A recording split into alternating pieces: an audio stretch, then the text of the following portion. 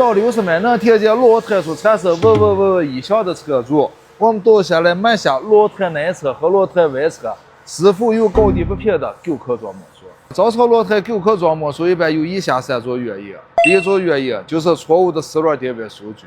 如果我们微倾角特别大的话，它就会造成骆驼9克装模书。